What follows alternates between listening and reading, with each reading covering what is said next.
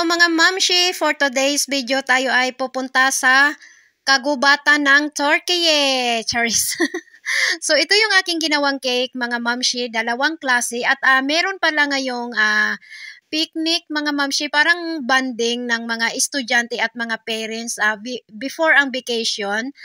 Buong school yan from grade 1 hanggang basta yung buong school is sabay-sabay kami ngayon nagpi-picnic pero grupo-grupo kami.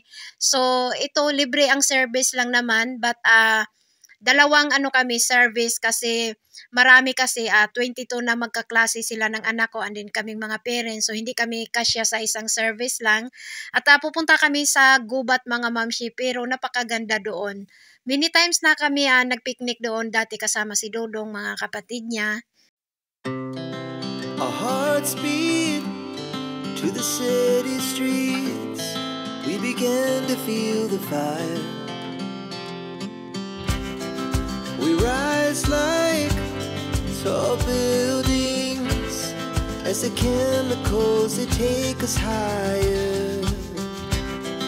The night's young. So, ayan mga mamshi, nandito na kami kung saan kami magpipiknik. So, super luwag talaga ito mga mamshi. Pag maghapon na iikutin mo to na maglalakad ka lang is hindi mo maikot. Super luwag talaga ito. At ayan, piknikan talaga to siya mga mamshi. Free lang siya, walang bayad. At ayan, may mga lami-lamisa. Magdala lang kayo dyan ng mga gamit mo. Pero ngayon kasi is bawal na siya. Dati kasi is pwede ka magluto dyan ng barbecue, magluto ng gagawa ka ng tea. Pero ngayon, mula nung palaging parang nagkakasunog-sunog sa kagubatan is pinagbawal na siya, I think mga 2 years ago na. So ngayon mga mamshi, ayan ang mga batang mga pasaway, pinaupo lang muna namin kasi nagtatakbuhan sila. And then kanya-kanya kaming mga mga mamshi, mga parents, kanya-kanya kaming kung anong ang gusto mo na dadalhin. So isi-share lang din namin yung mga pagkain na yan. So kami-kami lang din ang kakain, share lang siya. Kaya ako gumawa ako ng bali dalawang klase ng cake kasi yung aking hipag at saka yung aking biyanan is sumama sila sa akin. Nakiki-enjoy lang din sila kasi yung hipag ko is meron din naman siyang yung estudyante niya, kaya lang iilan lang daw sila doon kasi yung iba hindi naman sumama sa picnic. So ayan, dito siya sa akin naki-join. So, ayan, dinamihan ko yung aking paggawa ng cake kasi nakakahiya naman. Konti lang dalhin mo tapos medyo iilan kami. So, ayan ang mga pasaway, mga mamshi, pinalaro namin. So, napakaganda dito mga mamshi, napakalilim. At safe naman yung mga bata. Kaya lang, need mo din siyempre bantayan kasi alam mo naman yung mga bata kung saan-saan sila magpupunta. Baka kasi maligaw sila, is super luwag talaga ito. Pag once na maligaw sila, ang hirap hanapin kasi ang daming tao, ayan. Kasi yung buong school ng doon sa anak ko is from grade 1 to parang kumbaga sa atin grade 12 parang ganun is lahat yan sabay-sabay kami nagpipiknik. Yun nga lang is grupo-grupo kami. So ayan mga mamshi ang aming mga food na dala. Ayan ano-ano namin. Tapos ayan pwede ka kumuha diyan kahit alin ang gusto mo. So ayan nilagay lang namin lahat yung mga dala namin diyan. At ayan mga mamshi, kumakain na kami. Ayan may mga nagdala din ng fruits and then may nagdala ng mga tea na naluto na. So, ayan mga mamshi, kain lang muna kami. Our hearts beat to the city streets. We began to feel the fire. We rise like tall buildings as the chemicals they take us higher. The night's young. It has just begun as she puts her hand in mine. We wanna chase the night, wanna dance to the light, pull the stars from the sky, just two hearts running wild. Never sleep, never stop, as we shout from the top.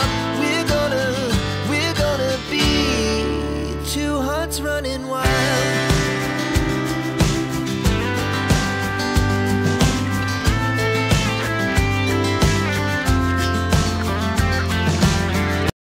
mamshi, humiwalay ako sa Maritisan dito naming mga parents kasi mas gusto ko mag-live. So, nagla-live ako sa aking YT at sabi nila saan daw ako pupunta. Tapos, nung nakita nila na, kasi yung live ko is pa mute-mute, hindi nagsasalita ako. Kasi maingay yung mga bata. So, nung nakita nila na nagsasalita ako, sabi nila, sino yung kausap mo? Mga magulang ko ba daw? Sabi ko lang din, oo.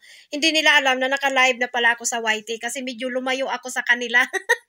So, ayan yung kaklase ng aking anak, mga mamshi. So, parang ano-ano sila dyan, nagba-vlog sila. At yung bata na yan, magaling siya mayroon siyang potential to become a vlogger. Kasi magaling siya mag-introduce ng sarili niya, magaling siya magsalita in front of camera, basta hindi siya nahihiya, and then, basta magaling siya. So, ayan, nag-i-enjoy yung dalawa na yan. At ito pala ang aking biyenan, mga mamshi. So, kasama namin siya at ang aking hipag is nandoon, naglalakad-lakad siya. So, ngayon is nagpipicture taking kami kasama yung mga bulinggit na yan.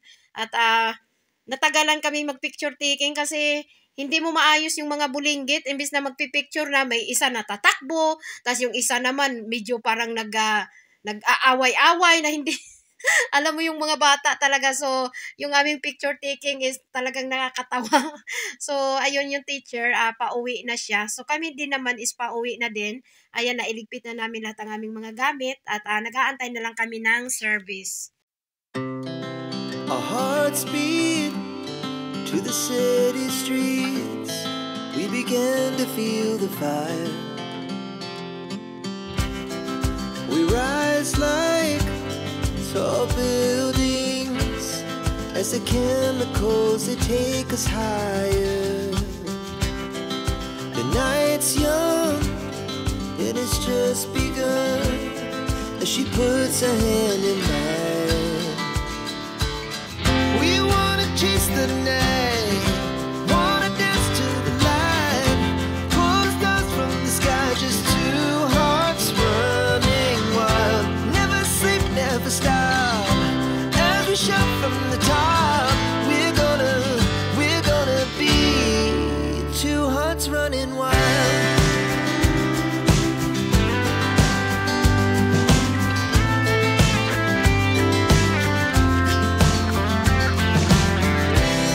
Now the morning is the afternoon, we lay awake in bed. Today is June 14, mga mamshi, at ito yung pinaka parang tawag sa atin is closing exercise. But dito, mga mamshi, is wala silang program. Unlike sa atin, di ba, pag closing exercise, may mga program and then nagbibigay ng mga awards sa student like first honor, second honor, at halimbawa most clean, most punctual, di ba? May mga ganun tayong mga award sa mga estudyante. But dito, mga mamshi, is walang ganun. Ano lang dito sila, flag ceremony, and then after that, pupunta sa room nila. Doon, ibibigay ng teacher ang kanilang mga cards. So, ganun lang sa kanila, mga mamshi. And then, yung kanilang, mga ano pala, mga mamshi, grades is, hindi katulad sa atin na pag matalino ka, 90 above ang iyong grades. And then, halimbawa, pag medyo ano ka, lang sa mga 70, 78 or 79, mga ganon. Dito, mga mamshi, is hindi ganon. So, meron isa na parang need improvement at saka yung isa na improvement at yung isa is kumbaga good at very good. So, yung very good, mga mamshi, is yan yung pinaka-highest grades nila. So, yung Chok AA, mga mamshi, yan yung ibig sabihin na very good. So, yung Chok AA na yan yung pinaka-highest grades nila. So, yung aking anak, meron siyang isang sablay, nakasulat doon AA. AA, it means is good. Hindi yan siya subject, mga mamshi, talaga na ano yan siya. Kasi ang sabi ng teacher ng anak ko, sabi niya sa akin, yung anak ko daw kasi, never naman daw niya nakita na nakikipag-away doon sa school. Never daw yun nakipag-away sa buong school year. Never daw nakipag-away. Pag inaaway nga daw is hindi lumalaban, nagsusumbong daw sa kanya. But ang problema lang daw sa aking anak, pag nakikipaglaro, andi natatalo daw, is napipikon or naiinis. But never daw siya nakikipag-away kahit napipikon. Naiinis lang daw, nagdadaldal, ganun. Pero hindi daw nakikipag-away. So, yun ang bali ang grades niya doon is nakalagay sa IE. It means good. And then the rest naman ng mga grades ng anak ko mga mamshi, like yan mathematics or sa other pang mga grades is nakakuha siya ng mga highest grades. So yun yung Choke A or very good. So Choke A is yan yung highest grades nila. So ganun ang sa kanila mga mamshi. And then ayan, thank you Lord, natapos na ang school year na to, and then next na naman pasukan. I think second week of September ang pasukan na naman. So ayan ang teacher, pinag-anuhan ng mga estudyante, yumakap sa kanila at pauwi na din kami. So ayan lang ang ating vlog for today mga mamshi. Thank you for watching. Bye. God bless everyone. Our hearts beat to the city streets. We began to feel the fire. We rise like tall buildings as the chemicals they take us higher. The night